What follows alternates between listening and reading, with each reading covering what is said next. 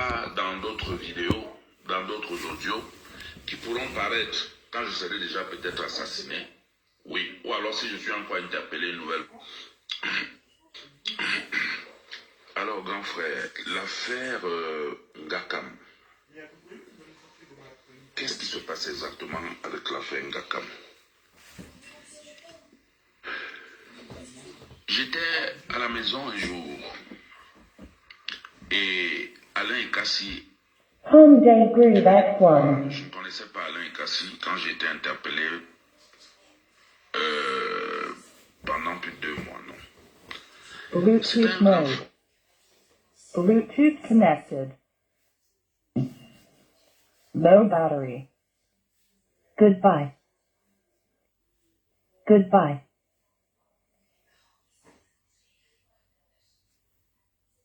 L'enseignement qu'Alain Ekassi me donnait, à l'époque, le service central du lieutenant-colonel Bialo cherchait déjà à me créer des problèmes pour complicité avec les trafiquants de drogue. Oui. Bialo, lieutenant-colonel Bialo. Je n'ai jamais voulu parler de celui-là. Je n'ai jamais voulu parler de celui-là à cause des liens étroits qu'il y a eu entre lui et moi, et surtout comme grand frère et petit frère, mais surtout à cause du fait qu'il a été commandant de compagnie à Bomban et que ma grand-mère s'est liée d'un très grand sentiment pour lui. Un sentiment de mère, un sentiment de grand-mère. Mais ce monsieur a commencé bien avant. Et je me souviens un jour, j'avais fait un voice à ce monsieur. Et j'avais demandé à l'époque, dans ce voice, que si le CED pouvait me recevoir à moi et Bialo, j'aurais pu parler à Bialo en présence du CED, monsieur le CED. Et après avoir parlé avec le CED devant Bialo, la seule chose qui devait rester à ce monsieur, c'était de virer celui-là. Oui, je me souviens bien. Mais bon, ce n'est pas ça qui les intéresse. Non, non, non, non, non, non, non, non. Et j'avais estimé que le service central n'était pas compétent pour vouloir m'accuser des délits que eux-mêmes, ils sont spéciaux et champions. Oui, je parle bien des liens avec les trafiquants de drogue. Ce n'est pas moi, Mbapou. Non, non, non, non, non, non, non, non, non. Moi, je ne libère pas les trafiquants de drogue, moi. Non, ce n'est pas moi. Mais je ne veux pas mélanger les choses parce qu'il ne faut pas à un moment donné qu'on dise que non, Iki du coq à l'âne, non, c'est faux. Mais je rappelle déjà, parce qu'il faut que les gens comprennent d'où la haine viscérale que la gendarmerie a contre moi vient. Ça vient déjà de depuis. Et ça vient parce que j'ai eu des liens avec les mauvaises personnes en fait. Les mauvaises personnes, c'est-à-dire que des officiers de gendarmerie que eux, ils détestent. Je me suis retrouvé là avec ces personnes. Et comme je suis quelqu'un qui a une bouche, c'est-à-dire que des gens comme moi, j'ai compris aujourd'hui pourquoi beaucoup me disaient il ne faut pas être très véridique dans la vie, il faut savoir jouer la politique. Parce qu'on est dans un monde où quand tu es véridique et quand tu es droit, les gens n'apprécient pas la vérité. Les gens n'aiment pas qu'on les regarde dans les yeux. Quand tu te comportes comme ça, tu finis par être l'ennemi public. Je n'avais pas su ça, mais aujourd'hui je le comprends vraiment. Alors je vais revenir sur le sujet. L'affaire Bialo, je me suis confié déjà. J'ai déjà parlé de ça. De ce que j'ai traité avec Bialo. Oui. Parce que quand on recherche vraiment des bandits et des gangsters, il ne faut pas venir chercher ça chez Mbapou. Hein. Il faut aller chercher ça chez eux là-bas. Chez eux là-bas. Mais cette affaire, j'ai parlé de ça dans d'autres vidéos, dans d'autres audios, qui pourront paraître quand je serai déjà peut-être assassiné. Oui, ou alors si je suis encore interpellé une nouvelle fois. Parce que je n'ai que ça, les réseaux sociaux et les médias pour me défendre. Parce que je suis dans un pays où j'ai compris que quand on est un orphelin, et surtout qu'on est un orphelin dont le père et la mère n'étaient rien dans la République, on ne peut... Bluetooth mode. Bluetooth connected. Low battery. Goodbye. Goodbye.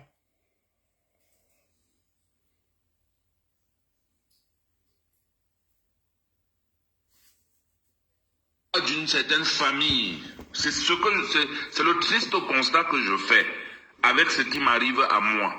Je n'avais pas su, je ne croyais pas qu'au Cameroun, on était capable de tels abus. Et aujourd'hui, certainement, sur les réseaux sociaux, si vous allez sur ma page Mbapou Parfait, j'ai deux pages. Une page Mbapou Hervé Ménard, une page Mbapou Parfait Hervé Grand Prêtre, Morazambé Grand Prêtre.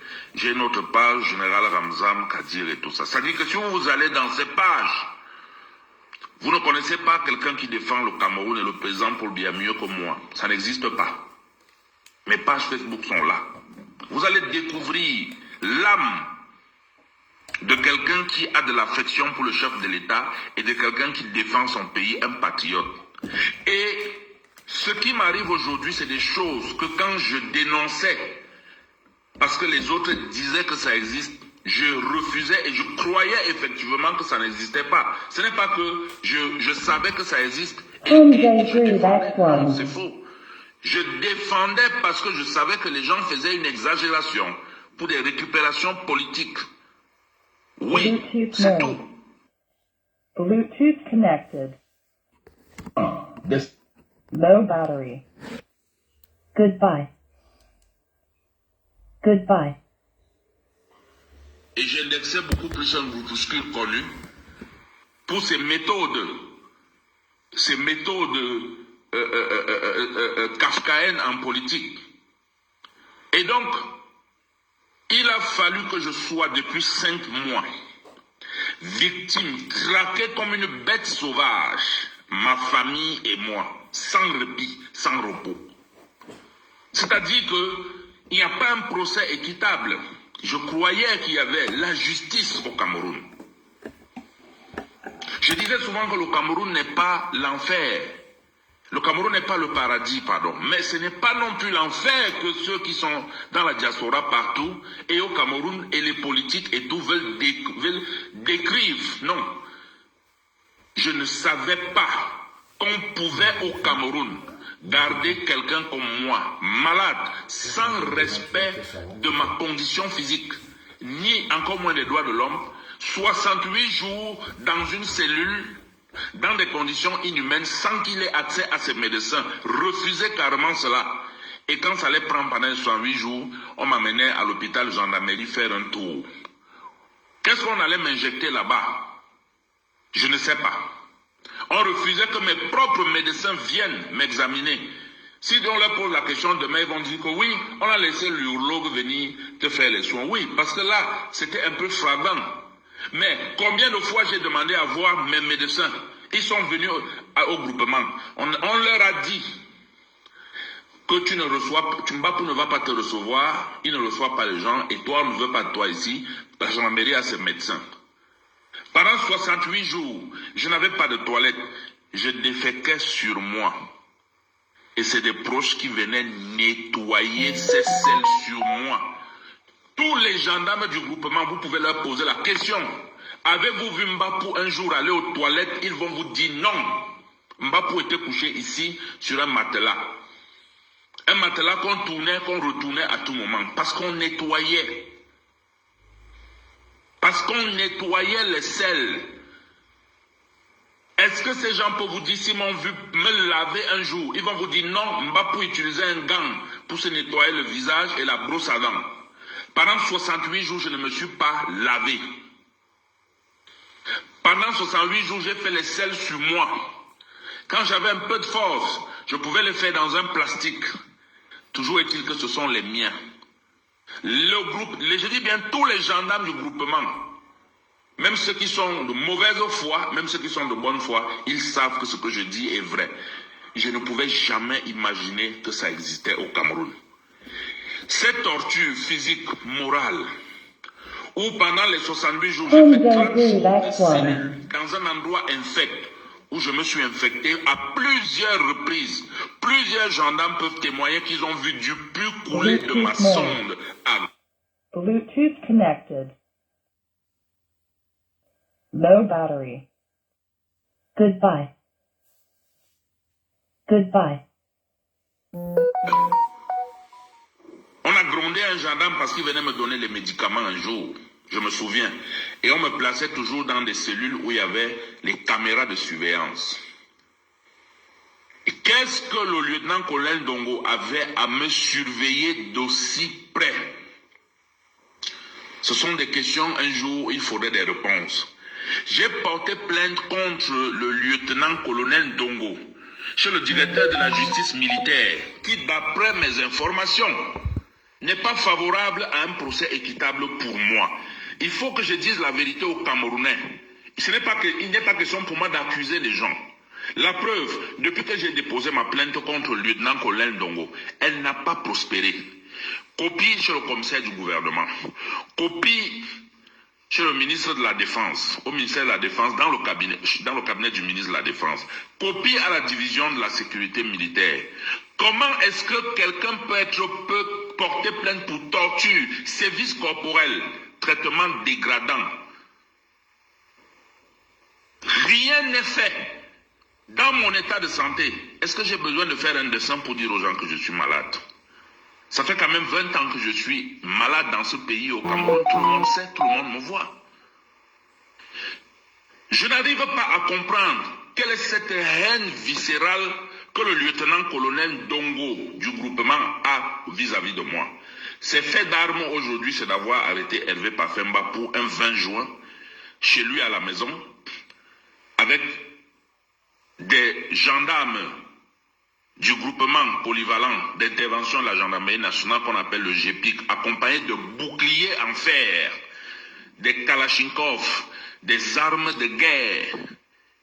Plus de 70 personnes venues chez moi, perquisitionner le chez moi, en tirant, comme si on était sur un théâtre des opérations, en plein Yaoundé. Et un gendarme a pris 3 balles.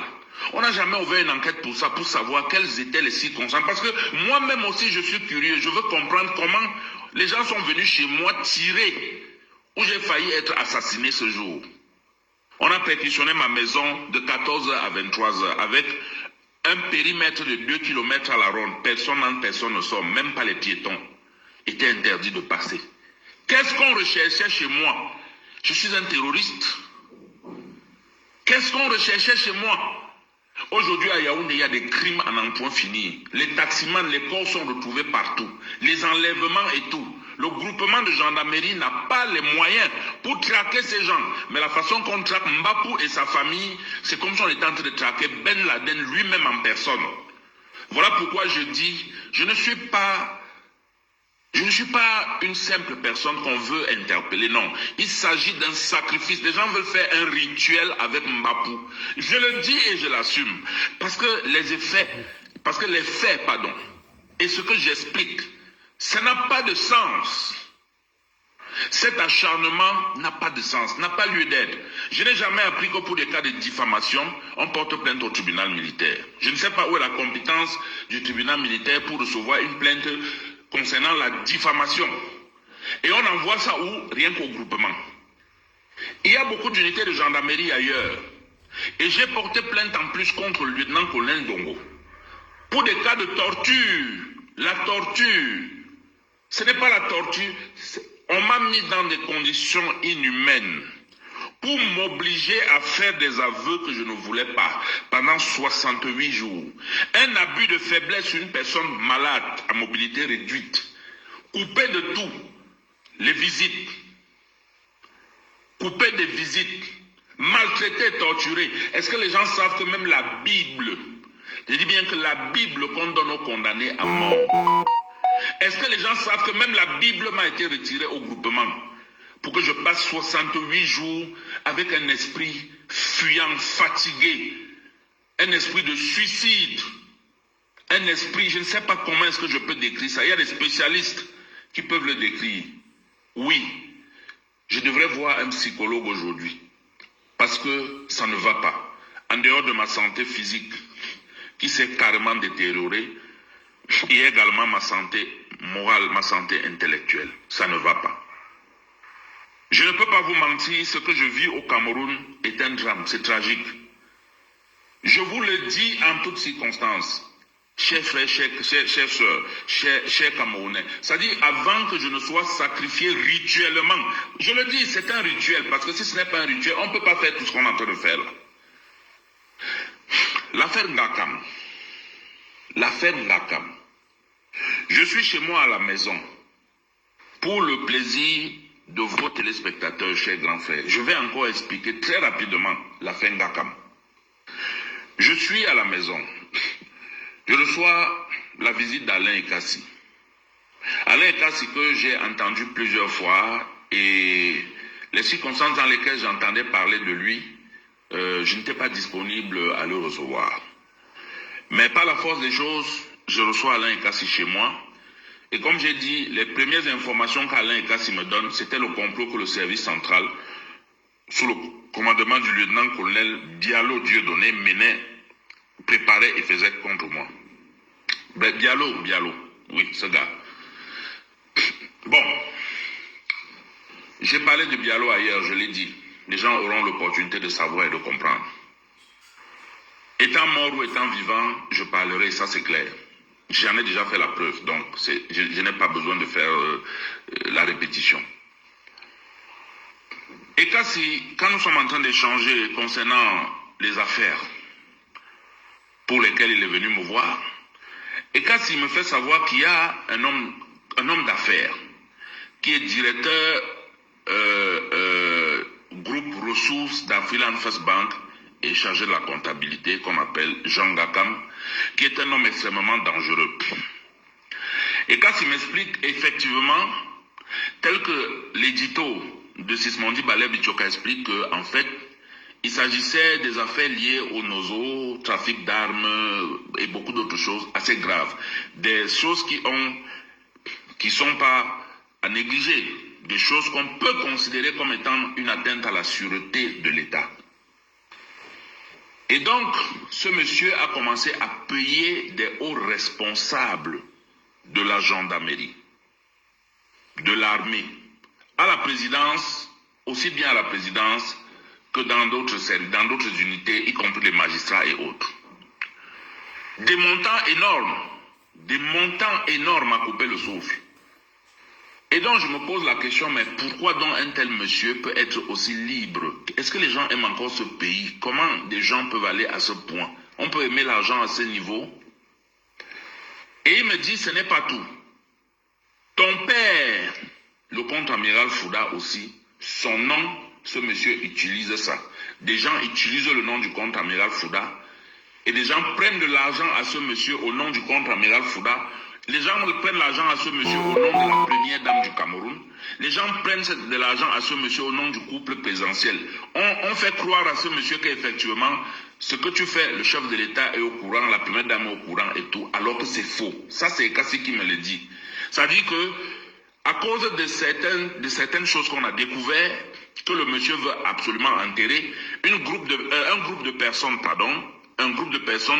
de hauts responsables aussi, ils se sont mis autour, ces gens se sont mis autour de M. Jean Ngakam pour lui prendre énormément de l'argent en utilisant même les noms de toutes les personnalités, y compris même le secrétaire général à la présidence de la République, le ministre de la Défense et autres. C'est-à-dire, il m'explique très bien le stratagème. C'est-à-dire que ces gens-là ne connaissent pas forcément Jean Ngakam. C'est-à-dire que je parle du président de la République, je parle de la première dame, je parle du ministre de la Défense, je parle du secrétaire général président de la République. Mais il y a des individus qui prennent des centaines de millions à M. Jean Ngakam et qui fait des gros investissements, pensant qu'il fait cela au nom de ces personnalités, y compris le contre-amiral Fouda. C'est le volet qui m'intéresse le plus parce que je peux directement avoir accès au contre-amiral Fouda. J'explique le problème au contre-amiral Fouda devant Alain Ekassi qui est vivant. Le contre-amiral Fouda me dit qu'il me rappelle. Je lui fais une explication par message parce que c'est quelqu'un à qui j'ai beaucoup écrit souvent parce qu'il aime plus les comptes rendus par écrit. Il me rappelle séance tenante devant Alain Ekassi. Je mets le haut-parleur. Il me dit qu'il ne connaît pas ce monsieur. Mais il est quand même surpris parce que... Bluetooth connected. Goodbye. Goodbye. Que je lui indique qui est la source, parce que j'avais clairement indiqué que la source était Alain Kassi. Il pense qu'il va faire quelque chose. Il me demande de demander au lieutenant-colonel Aïssi, qui était commandant du groupement à l'époque où j'étais, du Fundi, de faire venir M. Jean Gakam dans son bureau et dès qu'il est avec Jean Gakam, de lui téléphoner et de donner le téléphone à Jean Gakam parce qu'il ne connaît pas ce monsieur. Il faut qu'on Gakam lui explique les qui viennent avec et son nom et les noms du SGPR et les noms du chef de l'État, et les noms de la première dame et les noms de tout le monde. Et je vous dis, ce ne sont pas des enfants qui sont autour de Jean Gakam. Non. Et cette affaire Jean Gakam, tant qu'il n'y aura pas de morts, cette affaire ne va pas s'arrêter comme ça. Parce que il y a tellement... Je dis bien aussi bien les officiers supérieurs de la garde, de la direction de la sécurité présidentielle. Aussi bien des officiers retraités de la garde présidentielle. Bluetooth connected. Dit que, y compris des officiers supérieurs de gendarmerie qui sont en fonction en ce moment, c'est une affaire extrêmement grave. Je dis bien extrêmement grave. Je rends compte, c'est mon devoir de rendre compte. Je rends compte et je regrette tout ce que j'ai fait pour rendre compte, pour informer et tout dans ce pays. Je regrette. Je regrette. Je ne peux plus refaire ça aujourd'hui, demain.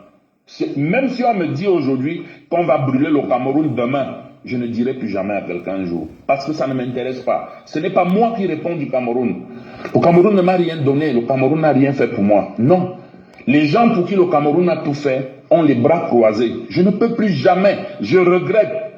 Je regrette si Dieu me prête la vie que je vis. Que je vive encore, je ne m'intéresserai plus jamais à ce qui peut arriver au Cameroun un jour. Ça, ce n'est pas mon problème. Low battery. Goodbye. Goodbye. On a retourné ça contre moi, alors que c'est le haut commandement de la gendarmerie qui a décidé de laisser des faussaires entrer au Cameroun pour faire des choses au Cameroun contre le président de la République, contre les élections présidentielles. Oui, c'est la vérité que les Camerounais ne savent pas. Et donc aujourd'hui, si j'étais resté dans mon coin, m'occuper de ma famille, faire mes choses doucement, je n'aurais jamais ces problèmes. Si je n'avais pas connu certaines personnes, je n'aurais jamais eu ces problèmes. Si je n'avais pas développé un patriotisme pour le président de la République, pour mon Cameroun, pour le pays, je n'aurais jamais connu ces problèmes. Oui, je peux le dire aujourd'hui haut et fort. Et je regrette lamentablement. Je regrette totalement. Si un homme pouvait remonter le temps, croyez-moi, j'aurais remonté le temps pour ne jamais avoir affaire à quelque chose dans ce système. J'aurais remonté le temps. Et donc, le lieutenant-colonel Aïssi, pour revenir sur l'affaire Gakam, quand je lui dis, voilà ce que le contre-amiral Fouda demande, le lieutenant-colonel Aïssi me dit, écoute, je ne peux pas convoquer M. Jean Gakam pour qu'il vienne et que je lui passe le contre-amiral Fouda au téléphone. Parce que si je le fais, je risque de me retrouver dans des difficultés comme ce qui se passe en face de moi chez le Collégion. Qu'est-ce qui se passait chez le Collégion? L'affaire Ngakam se trouvait chez le Collégion où Ngakam a versé 25 millions de francs CFA entre le Collégion, centre le colonel Otoulou.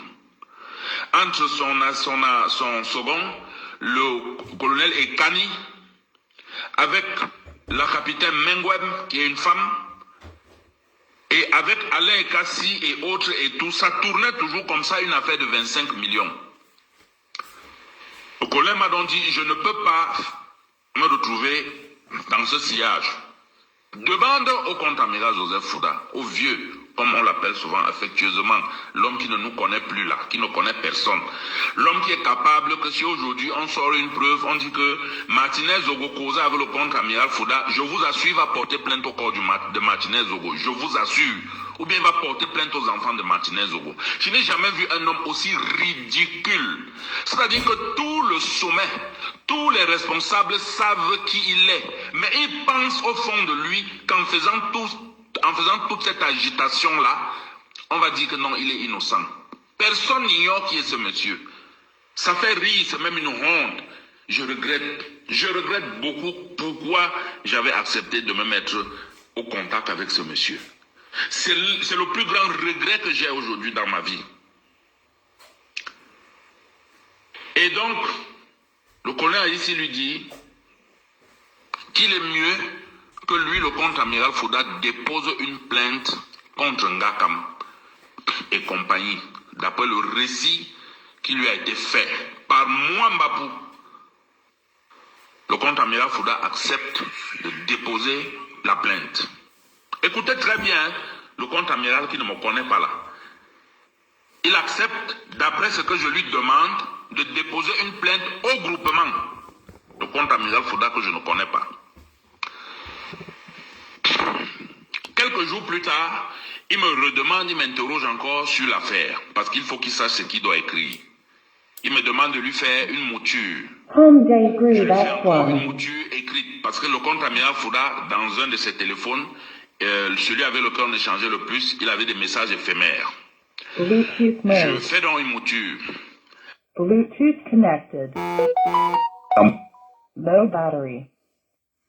Goodbye. Goodbye. Lui et le contre-amiral Fouda discutent depuis des années. Parce que le colonel ici ne connaît pas le contre-amiral aujourd'hui, non. C'est depuis qu'il est capitaine. Et la personne qui les a mis en contact, c'est moi, Mbapou. Toujours. Et le contre-amiral dit au colonel ici qu'il va envoyer le major à Wono récupérer la plainte. C'est-à-dire qu'il doit tirer. Il doit saisir et il doit donc tirer. Et le major Awono viendra récupérer la plainte. Effectivement, le major Awono de gendarmerie arrive au groupement, il récupère la plainte chez le colonel Haïssi, il rentre avec et il ramène la plainte 3 jours plus tard. Exactement comme le contre-amiral Fouda, que nous ne connaissons pas, que je ne connais pas, avait dit à Haïssi. Donc normalement, on devrait mettre Awono aux arrêts, puisque c'est lui qui est venu prendre la plainte. D'un inconnu, certainement, qu'il a envoyé. Ce n'était pas le contre-amiral Fouda. Est-ce que vous voyez un peu l'incongruité? Est-ce que vous voyez ce que le groupement de gendarmerie, les pseudo enquêteurs n'ont pas pu démontrer? Ils ont balayé du revers de la main parce qu'il faut faire plaisir à un homme et parce qu'il faut manger du mbapou. C'est tout. Et maintenant, derrière cette affaire, il faut régler des comptes avec des gens. Avec des gens comme ici, où il faut régler des comptes avec lui. Bluetooth mode. Bluetooth connected. Goodbye. Goodbye. Des comptes avec lui. Il faut régler des comptes avec le colonel Bankui. Oui, sous prétexte que mon affaire. C'est ça. Il y a l'affaire dans l'affaire. Il y a beaucoup de choses que les gens ne comprennent pas. Et le contre-amiral dépose donc ainsi une plainte en bonne et due forme, signée de lui. Et dans cette plainte, le contre-amiral Fouda dit qu'il a reçu une information sur les réseaux sociaux, ce qui est d'abord faux, puisqu'il ne veut pas donner mon nom comme étant l'informateur, parce qu'il a toujours une dernière carte. En cas de problème, c'est Mbapou que je vais sacrifier. Je vais toujours dire que je ne le connais pas. Donc, évidemment, je ne peux pas dire qu'il est ma source. Oui, il me reconnaît seulement quand il faut prendre des centaines de millions aux gens. Quand je joue l'interface, là, je suis Mbapou. Mais quand il y a un problème, non, je ne connais pas Mbapou. Et donc, la plainte est déposée. Le contre-amiral Fouda règle directement le problème avec le colonel Haïssi. Je suis de temps en temps informé au passage, quand le colonel Haïssi veut bien me donner, ou bien quand le contre-amiral pose une question, ou alors quand je lui demande que papa, est-ce que la procédure évolue, il me rend compte. Monsieur Ngakam arrive au groupement, il y a une interdiction de sortie du territoire et tout, je ne suis pas au courant. Il arrive au groupement, il se fait auditionner et tout le reste et tout, jusqu'à ce que le contre-amiral Fouda demande au colonel Haïssi, au lieutenant-colonel Haïssi de surseoir à cette procédure. Le colonel Haïssi essaie de faire sortir monsieur le maire de Bibéi, Martin Savom, qui est aujourd'hui incarcéré dans la fameuse affaire Martinez-Ogo, à la prison principale, que je connais personnellement bien, avant d'être en prison et après être en prison aussi. Et le Martin Savom, dont le nom était dans la plainte, refuse de venir au groupement et le contre-amiral et le colonel Haïssi essaie de vouloir obtenir du commissaire du gouvernement un mandat d'extradition pour qu'il y ait une confrontation entre M. Savomé Ngakam. C'est donc à ce moment que notre cher contre-amiral Fouda décide de surseoir la procédure. Quand il surseoit la procédure, le colonel ici va venir me voir pour m'expliquer que, en effet, c'est une enquête qui est très importante. Et ce n'est pas le moment d'arrêter, c'est plutôt le moment d'aller de l'avant.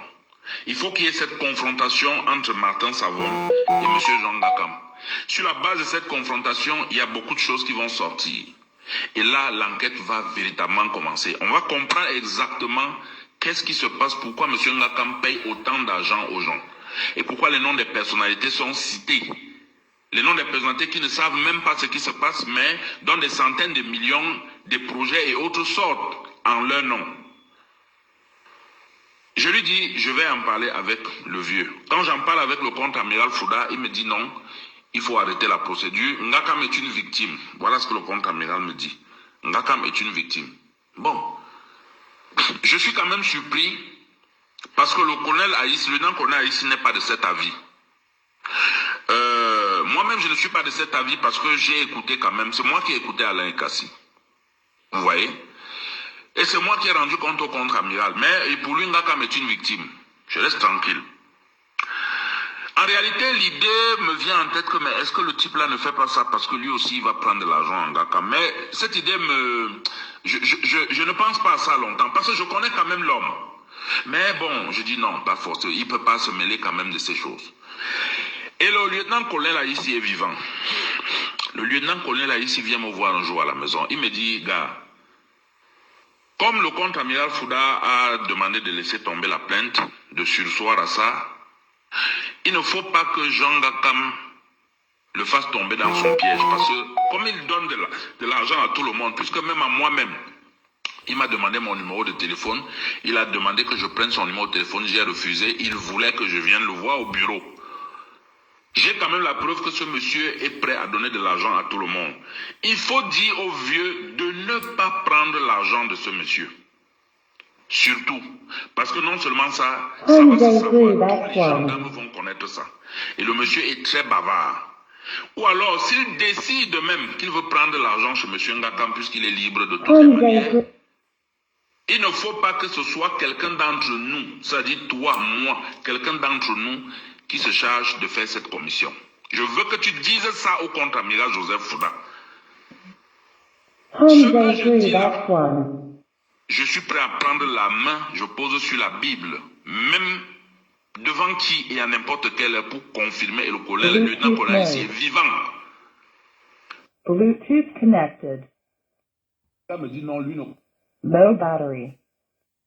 Goodbye. Goodbye. Il dit qu'il a reçu un message du lieutenant-colonel à Tangana à Vom.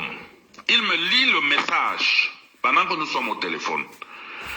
Le message disait, mes respects, amiral, je suis le lieutenant-colonel R. À Tangana Vom, je voudrais vous rencontrer et tout.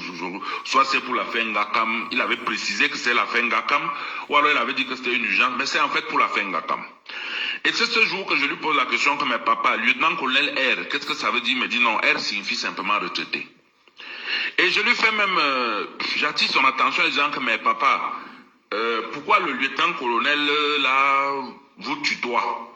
Parce qu'il avait tutoyé en fait l'amiral, mes respects amiral, je suis le lieutenant-colonel R à Tanganavom, je voudrais te rencontrer, tout bon. Je lui pose la question, il me dit non, il est proche de Motogo Gabriel, l'ancien commandant des forces spéciales, le colonel Motogo, qui est lui un ami fidèle, un ami intime du contre-amiral Fouda. C'est connu de tout le monde. Et que c'est lui qui lui a donné le numéro.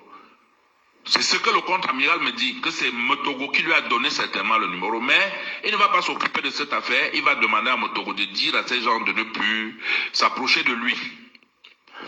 Moi je reste tranquille. Quelques jours plus tard, le contre-amiral Fouda m'appelle et me demande de lui donner le numéro de mon petit frère. Monsieur Issom, comme il appelle toujours très, très respectueusement. J'envoie le numéro, il appelle effectivement Issom dans la nuit.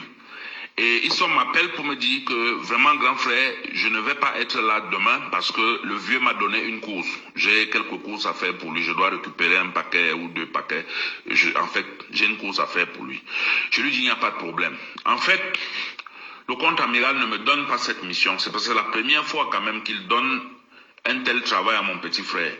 Quand il envoie mon petit frère, c'est un truc simple. C'est-à-dire, c'est moi qui lui donne l'argent que j'ai reçu, que j'ai perçu, pour qu'il aille le donner, pour qu'il aille déposer quelque part. Donc, c'est quelque chose que n'importe qui peut faire. Mais là, c'est la première fois qu'il donnait toute une course à mon petit frère, y compris le transfert d'argent à l'extérieur. En fait, l'amiral voulait me tenir à l'écart pour que je ne sache jamais ce qui se passe. Et il avait choisi mon petit frère parce que ça fait quand même 9 ans qu'il me connaît. Il connaît très bien que mon petit frère Donald Issom, c'est quelqu'un qui est taiseux. C'est quelqu'un qui ne parle pas. Non. Il peut faire quelque chose ici, il va, il vient, il ne parlera jamais, même à quelqu'un, parce qu'il n'est pas d'abord de nature très bavard. Et l'amiral le sait.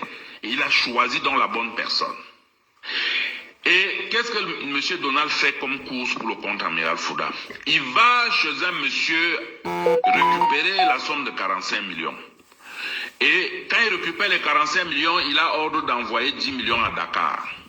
Et c'est ce qu'il fait. Mais sauf qu'il est buté parce qu'avec le système de restriction monétaire, dans les banques, les envois et toutes ces agences, Home Day Group il y a un X1. montant qu'on ne peut pas sortir et il y a un montant qu'une personne ne peut pas recevoir. Donc celui qui recevait l'argent à Dakar, M. Nadirou Diallo, ne pouvait recevoir que 2 millions sur les 10 millions. Et Donald avait pris sur lui de prendre des gars à Biemassi, qui dans mon ancien quartier, des gars qui nous connaissent, qui nous respectent, pour que chacun vienne s'aligner et envoyer un million. Donc il était pratiquement avec 7 ou 8 personnes. 7 personnes plus lui, 8 personnes. Sauf que Nadirou Diallo, lui, ne peut pas recevoir. Et donc, le contre-amiral commence à mettre une pression à M. Issom Donald pour que cet argent, les 10 millions, tous les 10 millions partent. Je n'aurais jamais été au courant. Ça, je précise d'abord. Home Day Group C'est là X1. que Issom m'appelle. Il est peut-être 14 heures par là. Il me dit vraiment, grand, je suis en train de faire une course pour le vieux, mais tu sais que moi, je ne connais pas trop le vieux. Bon, c'est mes Bluetooth connected. Low battery. Goodbye. Goodbye. difficultés. Je lui dis, ok, laisse-moi, j'arrive. J'appelle mon ami, il vient me conduire, parce que d'habitude, c'est Issom qui me conduit, c'est mon frère. Je sors avec lui. Et je vais donc, j'arrive à Tinga, devant un hôtel là, et c'est là où on fait les envois. J'appelle un gars qui vient me trouver, qui fait dans les dépôts d'argent. Ça veut dire que vous lui donnez l'argent ici au Cameroun. Peu importe le montant, peu importe la ville ou le pays où la personne doit recevoir l'argent, la personne reçoit aussi là-bas en liquide. Je dis bien peu importe le pays. Je lui dis voilà, il faut que tu m'expédies ces 8 millions à Dakar. Il me dit ok, nous allons expédier 7 millions parce que par million il faut payer 85 000 francs. Donc je dépose les 8 millions. Et le gars en question, c'est qui? C'est Djibril, mon ami, mon camarade, mon ami d'enfance avec qui nous avons grandi à Abomba. Il fait le dépôt et M. Nadirou Diallo, quelqu'un le contacte là-bas et lui remet l'argent. Il me fait le reçu, j'envoie au compte-amiral, je lui fais le compte rendu. Il est très émerveillé, il est très content, il dit waouh. Donc, si ces méthodes sont vraiment réelles, telles qu'il est en train de voir, ces envois, ça veut dire que on va le faire pratiquement chaque semaine. Parce qu'il a beaucoup de sous qui doivent sortir du Cameroun. Je reprends ces mots. Mais qu'avec les restrictions bancaires et tout, c'est un peu gênant. Parce que même quand il faut faire des transactions bancaires, ça laisse des traces et tous les impôts. Mais là, cette façon de faire, il me félicite. Il me demande donc de rentrer avec les 35 millions restants. Et que je devais faire l'opération le lendemain. Le lendemain d'ailleurs, mon ami Djibril va expédier encore à Dakar 9 millions, plus 1, plus 2 et tout. Donc il va expédier au total 12 millions. Sur la base de la confiance qu'il a. Mais je veux vous rappeler que jusqu'à aujourd'hui, le contre-amiral Fouda n'a jamais payé cet argent. Djibril est vivant. Il était même d'ailleurs lui-même à Dakar pour voir Nadirou Diallo à qui il avait envoyé ces 12 millions. Nadirou l'a amené chez So Almami à Dakar. So lui a dit que non, l'amiral dit déjà avoir remis cet argent en bas, pour ce qui est faux, parce que Djibril est resté avec moi de ce jour jusqu'au jour de mon arrestation. Il a bien vu que je n'ai jamais reçu cet argent en retour. C'est des détails qu'il faut savoir pour connaître un peu la psychologie de l'homme, du psychopathe que les gens sont en train de vénérer ici dehors. Je suis obligé de parler comme ça parce que je n'ai que ma bouche pour me défendre aujourd'hui et les médias. Je n'ai personne qui peut se lever et dire non, arrêtez cette injustice. La machine est mise en branle contre moi. Il faut que je sois tué, peu importe. Mais je veux quand même que le monde sache pourquoi je suis mort. Le Nankolène Ndongo n'a jamais voulu convoquer Djibril pour l'auditionner parce que la vérité, ce n'est pas ça qui l'intéressait. Non. Et c'est comme ça que je me souviens qu'il m'avait tellement mis la pression pour ça parce que Djibril à un moment n'était plus disponible. Et dans ce milieu, je ne connais pas deux personnes en dehors de Djibril.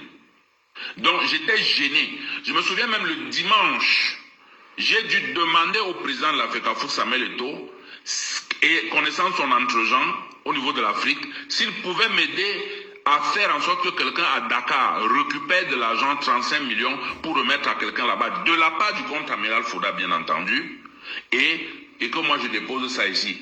Malheureusement, c'était un dimanche, nous nous sommes retrouvés devant l'ambassade de Turquie à Bastos, et il a appelé, mais on lui a dit que ce n'était pas possible, il fallait le faire le lendemain. Je me rappelle même le lendemain, Samuel Eto'o m'a envoyé les numéros de quelqu'un qui pouvait faire cette opération ici, parce que Djibril n'était toujours pas disponible le lundi matin, et la personne me demandait 110 000 par million. Je me suis dit, mais non, comment? Djibril lui fait ça moins, pourquoi lui prend à 110 000? J'ai refusé. Et c'est ce lundi matin que je sors avec Donald Issom. La même personne qui lui a donné le premier montant demande qu'il aille le retrouver chez lui à Messama Ndongo pour prendre encore 65 millions. Je ne suis toujours au courant de rien. Je ne sais pas de qui il s'agit. Je jure devant Dieu. On arrive à Messama Ndongo.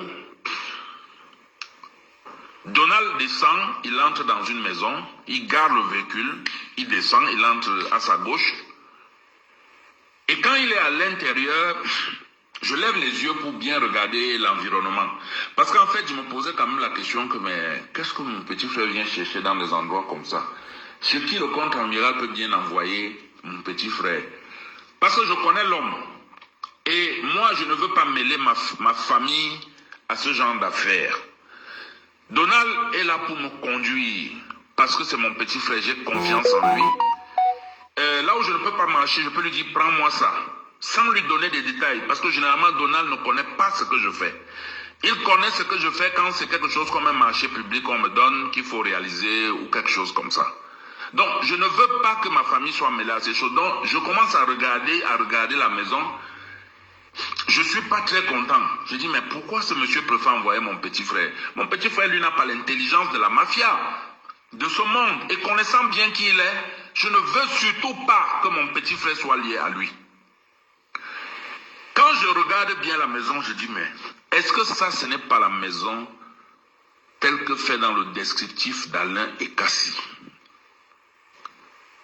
Je prends mon téléphone pour me rassurer, j'appelle Alain Ekassi, il est vivant. Je lui demande, monsieur Ekassi, est-ce que ce n'est pas... voilà, je suis de passage à Messama Ndongo. Je suis passé devant une maison là, bon, j'ai cru que c'est la maison de type d'Afriland là, mais je ne suis pas sûr. Il me dit non, la maison est comment? Et je lui dis bon, je suis déjà même passé, c'est un peu derrière moi. Il dit non, la maison est comme ça, comme ça, comme ça. Je dis ok, non, je suis passé, ce n'est pas cette maison, je raccroche. Je mets les mains sur la tête, je dis oh Seigneur Dieu. Donc effectivement, l'amiral est en train d'envoyer mon petit frère chez Jean Gakam. J'ai envie de l'appeler sur place pour lui dire que papa, je ne suis pas content. Je vous avais dit que si vous voulez véritablement prendre l'argent de M. Jean Gakam, vous le faites. Mais le colonel ici, le non-colonel ici, qui est quand même gendarme, patron de la ville de Yaoundé, à l'époque des faits, connaît un certain nombre de choses. Il m'a dit de vous dire de ne pas accepter. Mais que si vous voulez accepter, que ça ne vienne pas de quelqu'un d'entre nous, notre cercle à lui et moi, ça dit même mon petit frère. Et vous savez, chaque fois que le lieutenant qu'on a ici dit quelque chose, croyez-moi, sur 10 choses qu'il a dites, moi j'ai l'expérience et l'honnêteté de reconnaître parce que j'ai vécu ça. 8 se passe toujours comme il dit. Et le fait que ce soit mon petit frère, ça m'a tellement choqué. Parce que pour mes petits frères, je suis comme leur père. J'ai ce sentiment d'ailleurs. J'ai toujours cette envie de les protéger, de les couvrir pour que quelque chose de mal ne leur arrive pas. Donc vous comprenez ma colère. Mais je me dis, si je l'appelle, il peut s'en prendre à mon petit frère parce qu'il va peut-être se dire que c'est mon petit frère qui m'a dit, ce qui est faux. Je supporte, quand mon petit frère Donald sort, on démarre, on prend la route. L'amiral, je ne parle plus. Mon petit frère me demande, mais boss, pourquoi tu ne parles pas? Qu'est-ce qu'il y a? Je te vois, tu as changé. Je lui dis, Donald, est-ce que tu sais où tu étais? Il me dit non. Je dis, est-ce que c'est la même personne de la commission de vendredi? Il me dit oui, puisque nous sommes le lundi. Je lui dis, tu sais, le conseil que je vais te donner, c'est que quand l'amiral te donne une commission, prends la peine de me détailler avant de commencer la commission. Ne fais jamais plus quelque chose sans me dire. Au besoin, tu m'appelles, je t'accompagne. Tu connais que je n'aime pas un certain nombre de choses. Je ne veux pas vous mêler à certaines choses. Je connais la fin de ma relation avec ce monsieur. Elle sera certainement un jour tragique. Je ne veux pas que vous succombiez, que vous subissiez les représailles et tout ça. Il faut toujours vous mettre de côté. Je lui dis, est-ce que tu sais que le monsieur chez qui tu es en train de partir, là où nous sortons, là, il s'appelle Ngakam Jean. Mon petit frère tombe de nuit, ne croit pas. Il dit que non, ça le vieux a fait suspendre la procédure. Je dis que c'est lui. Il a fait suspendre la procédure parce qu'en fait, il a vu en Ngakam aussi le puisoir, celui qui doit lui donner de l'argent. Le contraire m'aurait étonné que ce monsieur devait entendre que Ngakam donne des centaines de millions aux gens et que lui aussi ne devait pas prendre. Donc ça veut dire que depuis le début, même quand on lui a donné l'information, l'objectif n'était pas de rechercher une quelconque vérité, c'était de prendre l'argent à Jean Ngakam. Et quand l'amiral m'appelle, il me demande si on a fait l'opération des 35 millions avec Djibril. Je lui dis non, mon général Djibril n'est pas disponible. Il me dit, bon, est-ce qu'ils sont allés là où j'ai demandé? Je lui dis, bon, je ne sais pas, moi je suis dans la voiture, c'est lui qui conduit, il descend, il entre, mais il était quelque part, vous pouvez lui demander. Il appelle le petit aussi lui dit non. L'amiral même, je pense, n'était pas content que je sois allé avec mon petit frère. Mais bon, mon petit frère a bien dit que je n'étais pas au courant, je ne sais pas, puisque je reste dans la voiture. Et il dit, bon, les 65 millions que vous avez pris, plus 35 millions, ça fait 100 millions. Il envoie un message à mon petit frère, un numéro de compte, où il faut aller déposer cet argent à Freeland First Bank. Et il précise qu'il faut déposer la somme de 98 450 000 francs. Effectivement, c'est ce qui est fait. On va à Freeland First Bank, on dépose la somme. En fait, mon petit frère descend, il va à Freeland, il dépose la somme de 98 450 000 francs dans un compte. Le nom d'un Malien, le numéro du compte et tout. Mais sauf que quand il envoie le message à mon petit frère me renvoie le compte. En fait, il me renvoie ça. Naturellement, il me renvoie ça. Moi, je garde. Moi, je garde parce que je sais qu'avec ce monsieur, un jour, les problèmes vont sortir. Il n'est pas honnête. Il ne sait pas assumer. Il n'a pas la carrure d'un homme d'État. Il n'est pas un homme d'État. Parce que s'il était un homme d'État, il éviterait que son nom se retrouve traîné dans la boue, dans certains scandales. Mais lui n'a pas peur. Pour descendre dans la boue, il descend directement. Comme on dit au quartier, clair, il est direct. Il ne tourne pas. Donc, moi je garde. Et puis, il y a 1 650 000 qui reste. Le contre-amiral Fouda demande que je vois comment je peux donner quelque chose à Donald. Et les petits qu'on a déplacés le vendredi pour faire la première opération, où chacun devait envoyer 1 million et 2 millions pour certains à Nadir Diallo à Dakar. Et c'est ce que je fais effectivement. On appelle ces petits, on leur donne, et puis je donne à Donald. Et puis Donald va me déposer à la maison et il rentre. L'affaire est terminée, je n'ai rien dit. Mais je suis rongé de l'intérieur. Je dis, mais ce monsieur ne va jamais changer dans sa vie. Et je commence à me renforcer à l'idée de quitter ce monsieur, de chercher comment faire pour quitter ce milieu, pour ne plus... Parce que je sentais ça venir. Quelques jours plus tard, le même Alain Kassi revient me voir. Il me dit, l'affaire est dehors. Je lui dis quoi? Il me dit non, le compte amiral Fouda a pris l'argent à Ngakam, 170 millions. On dit aussi que Ngakam a donné 100 millions à Belinga Serlin, le commissaire du gouvernement. C'est Kassi qui parle, hein. Je tiens à le rappeler parce que moi je ne suis pas un bavard. Il y a des choses que je ne dis jamais. Même si je sais que c'est vrai, quand je n'ai pas la preuve, je n'avance pas ça. Il dit oui, il y a aussi le procureur Thiam à qui Ngakam a donné 100 millions pour l'interdiction de sortie du territoire pour lever ça, l'affaire de l'amiral Fouda. Il y a aussi, il me donne le nom d'un magistrat à la justice militaire là-bas, à la justice civile quoi, au ministère de la justice et tout. Il parle. Ceux qui connaissent Alain Kassi savent un peu de quoi je parle. Il parle, je l'écoute. Je sais qu'il dit la vérité, du moins en ce qui concerne le compte amiral Fouda, parce que je suis témoin, mais je ne lui dis pas que ce que tu dis est vrai. Mais il me dit à chaque fois que je te dis que c'est vrai, je te dis que c'est vrai. Je parle avec Alain Kassi et puis nous prenons congé l'un de l'autre. Il part, moi je reste. Je prends mon téléphone. Je fais un compte rendu au compte amiral Fouda pour lui dire, voici l'affaire Ngakam qui se retrouve dehors. Et votre nom est toujours en train de ressortir, je lui rends compte. Comme à son habitude, il m'appelle, il dit que jamais il ne connaît pas Ngakam et tout le reste. C'est là où je suis resté comme ça. Je dis, ouais, Seigneur Dieu. Comment est-ce que des gens comme ça ont pu occuper un certain niveau de responsabilité au Cameroun?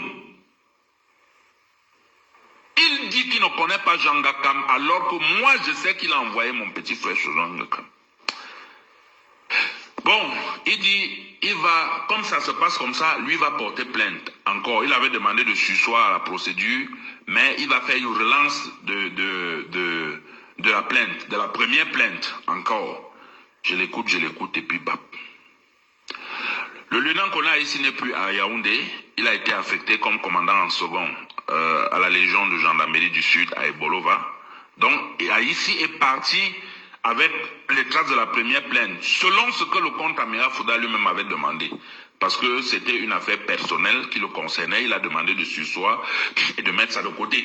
Donc on ne pouvait pas laisser pour que quelqu'un d'autre vienne continuer. Aussi simple, la logique est tellement, on n'a même pas besoin de bac plus combien pour comprendre ça. Et c'est comme ça donc le lieutenant-colonel là ici qui est en contact avec l'amiral commence à rédiger ensemble une deuxième plainte, dont la relance contre Ngakam et compagnie. Et c'est dans cette deuxième relance que mon nom apparaît donc, où le contre-amiral Fouda me cite comme étant quelqu'un qui dit le connaître et que mon nom ressort dans cette affaire de prise d'argent chez Ngakam.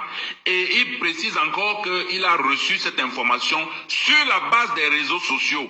Je mets quiconque au défi. Monsieur le ministre de la Défense, Betty Assomo.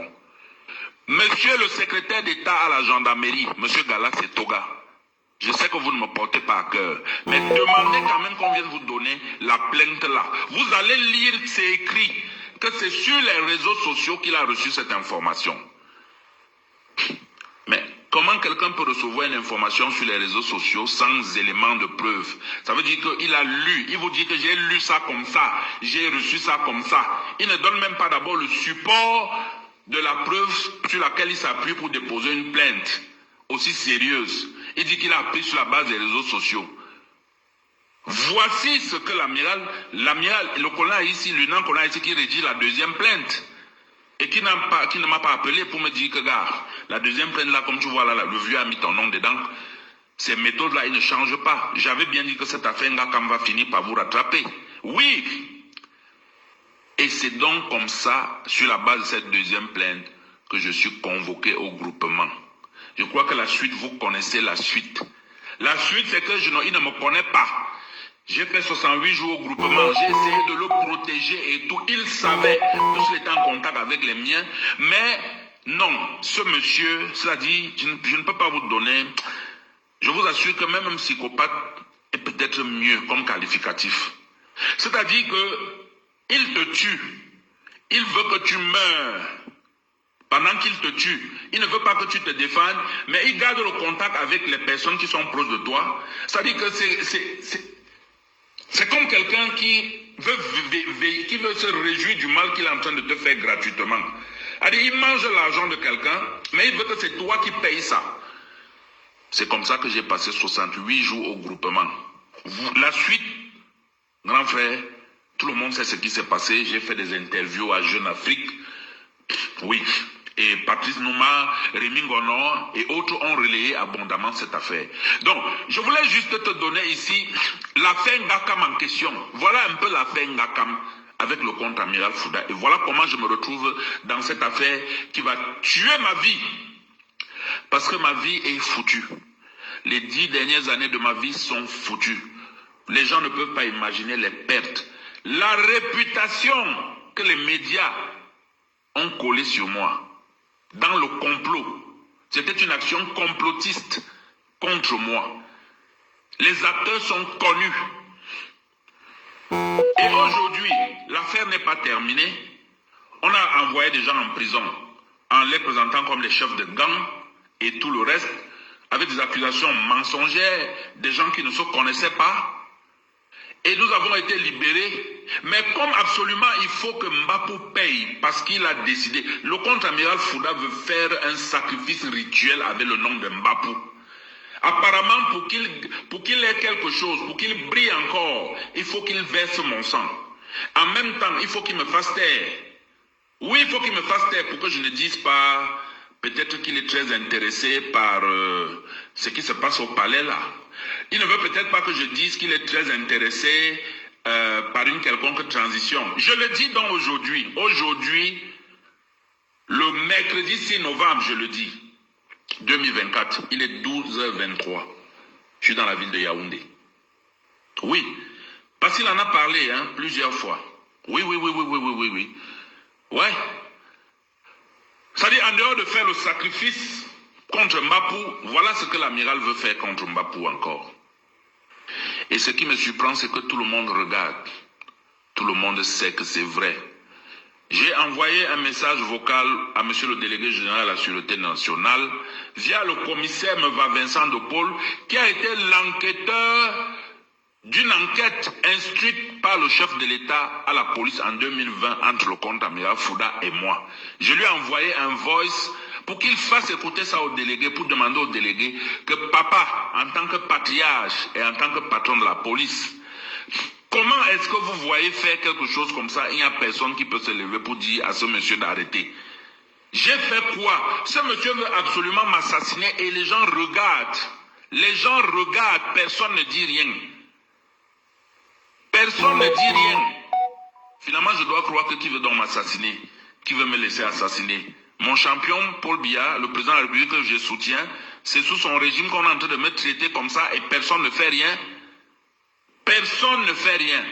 Toutes les personnalités de la République avec qui j'avais des liens ou que j'ai des liens, des personnes haut placées au niveau du renseignement, tous sont au courant de cette situation, mais je vous jure, personne ne met sa bouche dedans. Je dis bien, personne ne met sa bouche dedans.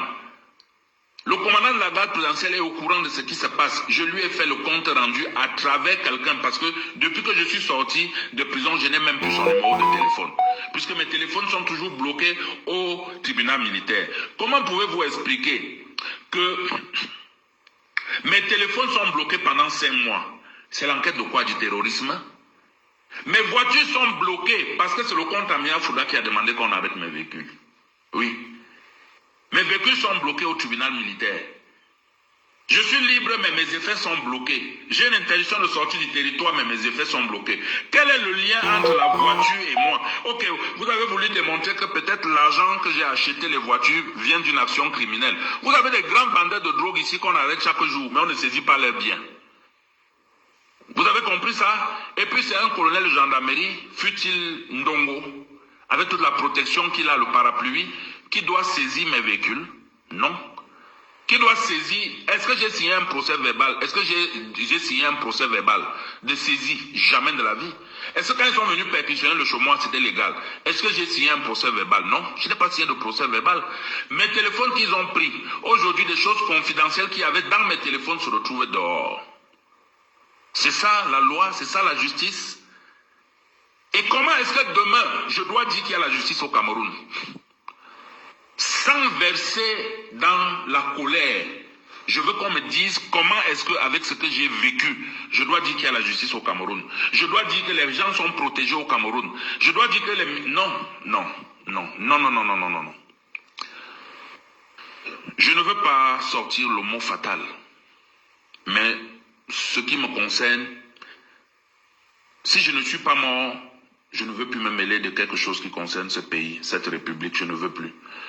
Non, je ne peux plus. S'il faut vivre ma vie calmement, chercher de quoi manger, soigner les miens et tout, parce que je suis le pilier d'une famille, d'une très grande famille. Vous ne pouvez pas imaginer le nombre de personnes, des dizaines de personnes qui sont complètement au sol aujourd'hui. Les enfants ne vont pas à l'école, pas seulement les miens, de mes proches et de tout le monde. Parce que je suis tombé. Ma grand-mère est malade aujourd'hui, gravement malade. J'ai peur chaque jour que si on m'appelle qu'elle est morte aujourd'hui, je fais comment? Toutes mes activités sont plombées, scellées. Le paiement bloqué. Mes paiements à moi pour des marchés livrés sous fonds propres. Des marchés que j'ai perdus parce que j'ai été interpellé. Des marchés que j'ai perdus avec de l'argent investi mais perdus. Des activités que j'ai commencé à mener qui ne peuvent plus être rentables et je ne peux plus récupérer l'argent, c'est perdu. Je suis aujourd'hui plombé de dettes. Je suis incapable de me soigner. Je vis dans mon pays comme un rat, comme une souris. Et puis demain on va venir me dire que moi je dois me lever pour dire qu'il y a la justice au Cameroun. Non, je ne peux pas. Je vous assure, ce n'est pas possible. Non, ça n'existe pas. Je me rends compte que j'ai attaqué les mauvaises personnes hier. Oui. J'ai dénoncé ce qui n'était pas vrai. Et je comprends aujourd'hui pourquoi sur les réseaux sociaux, les gens avaient ma haine. Quand on me voit avec une belle chaussure, une belle voiture, on ne sait pas que je bosse pour avoir ça. Pour les gens, oh, c'est le régime qui te paye, voilà pourquoi tu défends ce régime, tu es prêt à tout pour ce régime. Je ne comprenais pas pourquoi on me disait ça. Je me disais toujours que c'est la haine, la jalousie et tout. Mais aujourd'hui, avec du recul, je me rends compte que moi, ce que je vis, des gens vivent ça 1000 fois plus. Les gens vivent ça tous les jours au Cameroun, à tous les niveaux. Les gens qui sont contre le régime. Et pourquoi eux, quand ils vont me voir défendre ça, ils ne vont pas dire que... Parce que si moi aujourd'hui, ce que j'ai vécu, je parle à quelqu'un et la personne me dit non, laisse, tu sais qu'au Cameroun, ce n'est pas comme ça et tout. Je vais demander à la personne là que, mais tu es sûr que tu es un être normal ou tu es un extraterrestre? Oui. Voilà ce que je vis au Cameroun. Tous les responsables des services de renseignement, des forces de défense et de sécurité connaissent ce problème. Mais vous allez entendre toujours que Mbapou est mort. C'est quand Mbapou va mourir que vous allez voir certains hypocrites se lever, des médecins après la mort. Mais je signale qu'aujourd'hui, tous ceux que je connais, qui étaient proches de moi, qui sont haut placés, qui connaissent cette affaire, personne ne lève le doigt. Personne, je vous le dis, personne. Aujourd'hui, ils sont tous d'accord que je meurs, parce que Mbapou est le problème. Parce que si je meurs, l'affaire est finie, et ils vont se retrouver ensemble, ils vont continuer leur vie. Mais il y a un Dieu en haut, c'est tout ce que je peux dire aujourd'hui. J'ai la mémoire fatiguée, je parle tellement, je crie, j'ai peur qu'on ne m'assassine. Oui, je ne sais pas trop où je suis. Je suis malade, j'ai été empoisonné, il faut que je le rappelle, parce que si les gens voient mes pieds, ce qui est juste que j'ai envoyé les photos des pieds là, quelque part, ça va se retrouver dehors un jour sur les réseaux sociaux. Les gens vont comprendre que je suis dans une situation extrêmement difficile. Je vous assure, si je n'avais pas une foi en Dieu, je saurais que ma vie est finie totalement. Mais bon, comme j'ai foi en Dieu, en Jéhovah, je continue de penser que il peut faire quelque chose et qu'il va faire quelque chose. D'ailleurs, s'il m'a sorti d'abord de prison, alors que les gens me demandaient, me souhaitaient de prendre 15 ans, 20 ans, 30 ans, parce que personne ne croyait à mon récit, surtout que j'avais été présenté dans les médias nationaux, internationaux, comme étant un bandit qui demande pardon au contre-amiral Fouda, ce qui est faux parce qu'ils ont coupé mon interview, ils n'ont pas présenté l'interview telle que j'avais expliqué. C'est vrai que j'ai toujours voulu le protéger dans cette interview, mais je n'avais pas dit ça comme ça. Je n'avais jamais dit que je suis allé escroquer les gens parce que quelqu'un d'autre qui se faisait passer pour le compte. Je n'ai jamais dit ça comme ça, non. Donc, je vais m'arrêter là. Je suis épuisé. J'ai même l'impression à chaque fois que mon cœur peut lâcher. Oui, j'ai cette impression. J'ai la nette impression comme ça. Mais ce n'est pas possible. Il ne faut pas que les gens profitent pour venir m'assassiner et dire que non, il avait dit un jour que son cœur peut lâcher. Non, ils peuvent trouver où je suis. Je suis handicapé, je suis à mobilité réduite, je ne marche pas. Oui, tout le monde sait. J'avais déjà dit que si je marchais, c'est comme moi-même j'ai tué ce monsieur de mes mains. Je le dis encore aujourd'hui. Et il est évident que tant qu'il est vivant, ma vie n'a plus de sens, je suis en insécurité. Mais je prie Dieu de tuer ce monsieur, je ne sais pas pourquoi il ne le tue pas.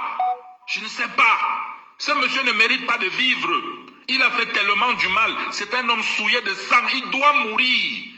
C'est ce que je dis. Je demande à Dieu, tue ce monsieur. Je ne sais pas pourquoi Dieu ne tue pas ce monsieur.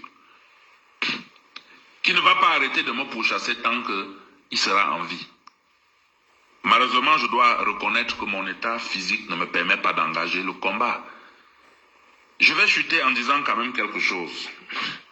Les généraux en Syrie,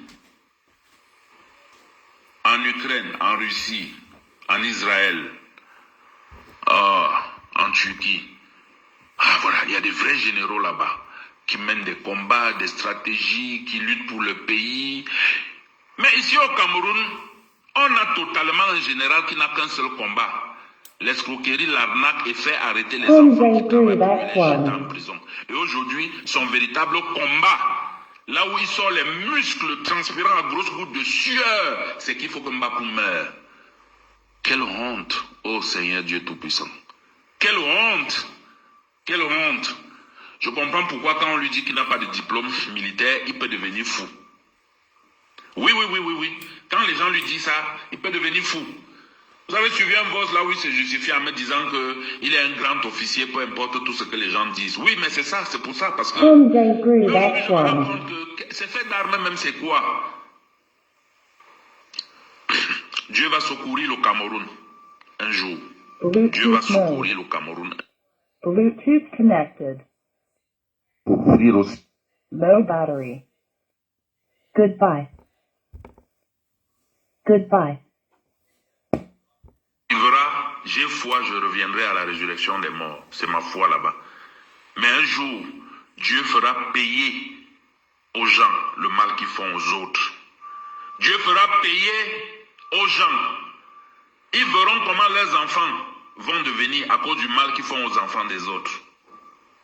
Oui, c'est tout ce que je peux dire là.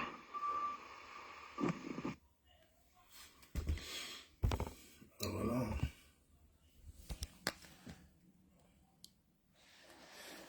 Ah, bah voilà, hein, vous avez écouté, ça c'est les confessions du parfum Bapou, que tout le monde connaît déjà sur la toile, avec son ami le contre-amiral Fouda. Vous avez écouté comment un civil parle à un général, comment un civil est au sommet de l'État et dans l'appareil étatique. Voilà dans notre Cameroun.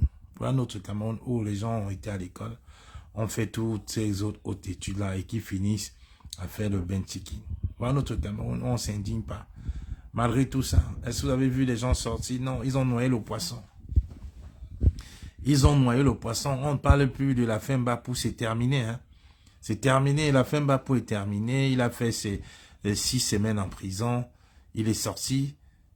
On n'en parle plus. C'est l'histoire ancienne aujourd'hui. C'est l'histoire ancienne. Voilà. Ils ont noyé le poisson. Ils ont créé des buzz.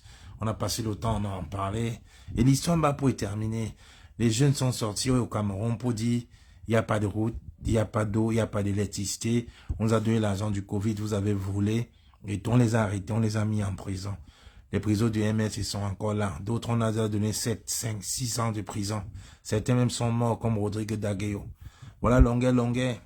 On a encore bastonné récemment, on l'a tapé, on l'a martyrisé, on a tout fait. Et qu'est-ce qu'on a vu? Ils ont commencé encore avec la stratégie de pourrissement pour ne plus parler de ça. On ne parle plus, c'est terminé là. Ils veulent tout entre leurs amis ici en diaspora qui commencent à insulter Longuet, qui disent n'importe quoi pour qu'on oublie. Alors que tout le monde devait se liguer avec cette tortue étatique instaurée par l'État. Parce que là, M. Banqui est encore au pouvoir, encore en fonction. M. Tabala encore en fonction. On devait tous se réunir derrière Pas derrière Longuet, mais derrière cette cause-là, la torture. On devait tous être solidaires derrière cette torture pour condamner son régime. Mais tu vois, vous voyez, ils ont encore commencé avec le buzz, la théorie du pourrissement. Bonjour à toi, ma sœur Fadil Jamal. Il faut pas lâcher, il faut pas lâcher. Parce qu'aujourd'hui, on ne lutte pas pour Longuet, on lutte contre les tortures instaurées par le régime de M. Biya. C'est de ça qu'il est question. Hier, j'ai vu des artistes, avant-hier, j'ai vu des artistes se mobiliser. Il faut 4 000, 5 millions de vues, 10 millions, 50 000 vues. J'ai vu pour la première fois des Camerounais se mobiliser pour Prince Aimé, pour la musique.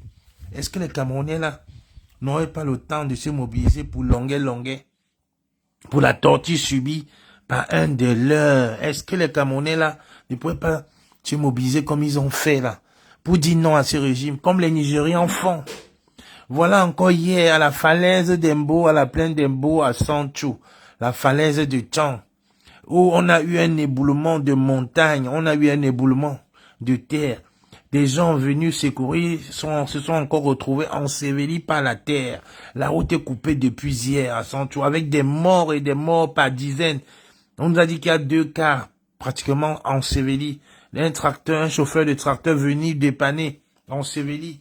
Des personnes qui étaient à côté pour filmer, enseveli. Donc on a au moins une 60aine de morts à la falaise d'Embo, à la plaine d'Embo, entre Sancho et Tchan.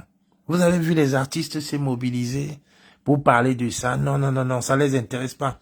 J'ai vu Wilfried Ekanga écrit quelque chose de magnifique. Il a dit, si on pouvait se mobiliser comme ça et se mobiliser pour les véritables revendications, mais alors je lui ai dit, viens faire ça ici au Cameroun. Viens faire ça ici au Cameroun. Vous restez là-bas, vous nous dites qu'on se mobilise. Comme si, en se mobilisant pour la route, pour les tortues, ce n'est même pas pour eux, c'est pour vous, les gars.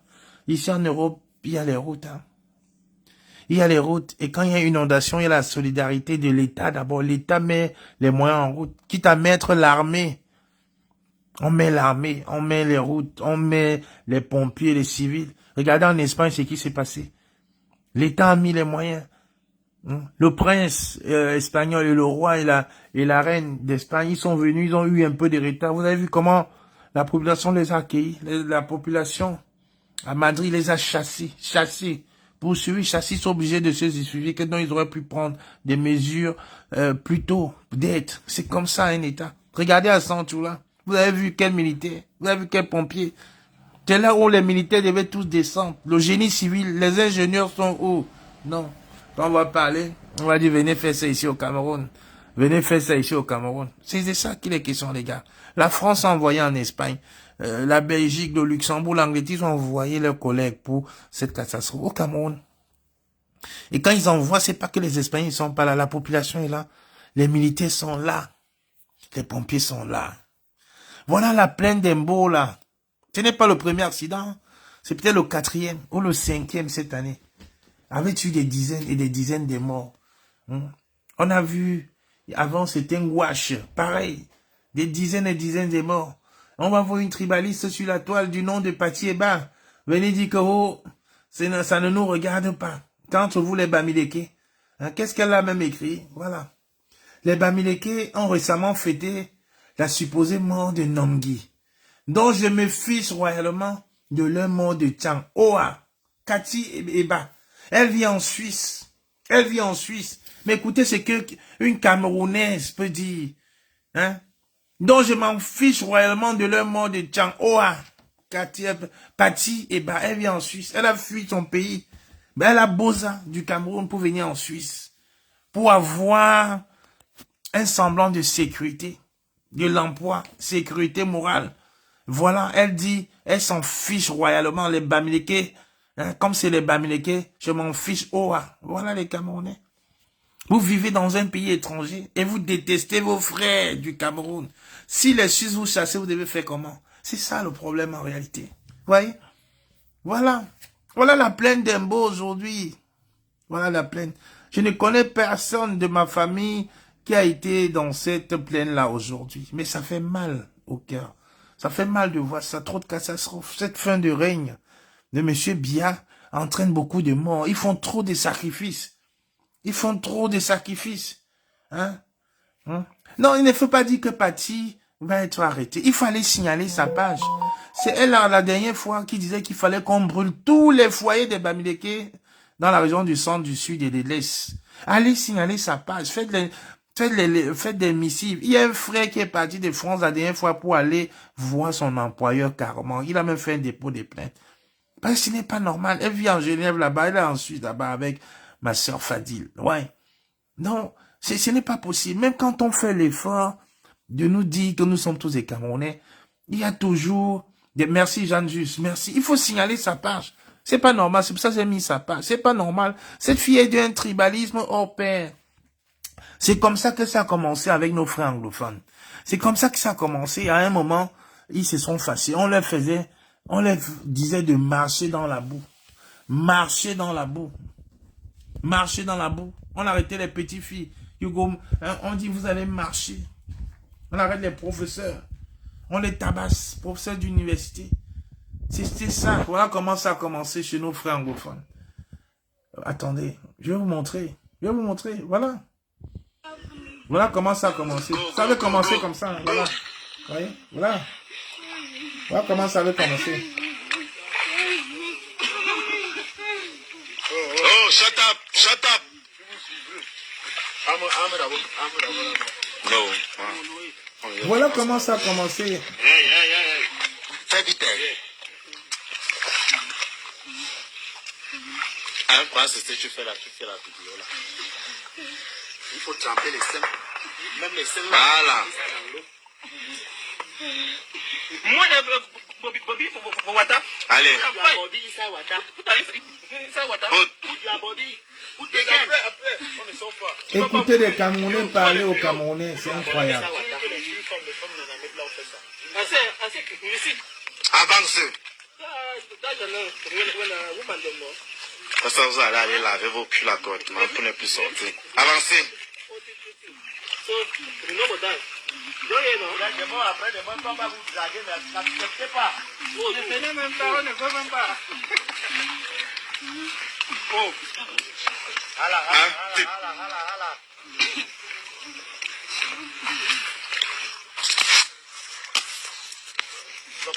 Voilà comment ça a commencé. C'est tellement horrible de voir ça. C'est 5 minutes de supplice pour nos jeunes filles anglophones. C'est des étudiantes en plus. Voilà comment ça a commencé. Et c'est ce travail que des personnes comme Patty et Ba sont en train de s'aimer. C'était des étudiantes, Brigitte Bumba. C'était des étudiantes. On est déjà sortis de l'école, les tabasser, jeter en brousse, mettre dans la boue pour dire il faut. Vous voyez? C'est comme ça. Si vous ne faites pas attention, je vous assure, le Cameroun là va se transformer en véritable Rwanda. Ils ont une armée. Ils ont une armée sur Facebook, une armée sur TikTok. Ils ont une armée de tribalistes. Voilà ce que les gens racontent là. Quand on va parler, ils disent Ghana n'est pas tribaliste. Ils ont une page TikTok. Modèle, voilà, vous voyez, la même partie, ils sont sur TikTok, ouais, ils sont sur TikTok, voilà cette page, allez signaler cette page, voilà la page, ils sont sur TikTok, regardez. Ils sont sur TikTok, voilà la page. Modémé 77, Mode United 77, elle est là dans le panel, la Katim Eba. Ici, dans ce panel, voilà son nom, Ekam Eba. On te prend comme un enfant du village. Voilà. Tu vois. Tu es venu travailler ton argent. Moi, on partait faire les installations solaires que tu vois un peu partout au Cameroun là. On avait commencé ça à Mekonso chez Bekolomba. Mais vous arrivez, vous êtes venu travailler votre argent. Une maman ne peut pas dormir, dans le village sans demander que les enfants qui sont venus là ont mangé quoi. Ils sont sur TikTok, H24. C'est tout ça qui m'avait marqué. H24 sur TikTok. Je demande que pourquoi il y a il faut signaler ces pages, que ce soit sur Facebook ou sur TikTok. Mode United. C'est tellement difficile. C'est que vos parents, on n'est pas sortis du même endroit quand même. Nous sortons d'Égypte. Tu vois, nous sortons de loin d'Égypte. Et vous sortez du Soudan. Donc au niveau même, c'est pas la même chose. Les peuples que tu as cités là, centre, est, littoral, ils sont accueillants. Vous, dans l'ADN, vous avez les choses, c'est pas, ça s'apprend, vous pouvez. Vous apprendre ça, comme toi tu as vécu dans les zones là. Tu peux cultiver ça en toi. Ça reste. Mais les autres là qui ont vécu dans des montagnes, là-bas, ceux là qui appellent souvent des porés là, des ponts là, qui ont vécu en brousse là. Pour qu'ils changent. Parce que le ventre de la mer, c'était la porcherie. Il est sorti, il a encore vécu dans la porcherie. Pour qu'ils changent, c'est un peu compliqué. Bon, c'est pour ça que quand nous parlons ici, c'est pour qu'ils essaient de cultiver un peu de bonnes choses qui sortent du sud, du centre, sud, est et du nord. Mais ils ne comprennent pas. Ils montent ici là pour venir m'engueuler. C'est pour ça que je ne leur donne pas de cadeau. Quand ils montent ici, me trouvent, je suis comme ça, là, je ne leur donne pas de cadeau. Parce que dans la tête, ils n'ont rien. C'est normal. C'est normal parce que. Comme on dit sur ce bazar, la tête de Bifaka. Il n'y a rien à l'intérieur, mais il monte sur le panel pour se rivaliser à moi. Il veut discuter pour quand on parle. C'est que je dis là, est-ce que c'est faux, la flèche? Quand on dit, c'est pour ça que j'ai dit tout à l'heure, c'est pour ça que j'ai dit tout à l'heure que si on a quand même quelqu'un quand il fait mal, on aussi le dit quand il fait mal. C'est désolant. Il faut juste supprimer, signaler leur page. Parce que vous voyez, c'est ce régime de M. Biala aujourd'hui qui fait du je sais pas quoi qu'il fait là. Je ne sais pas ce qu'il fait là. Vraiment, je ne sais pas. Voilà les morts de temps.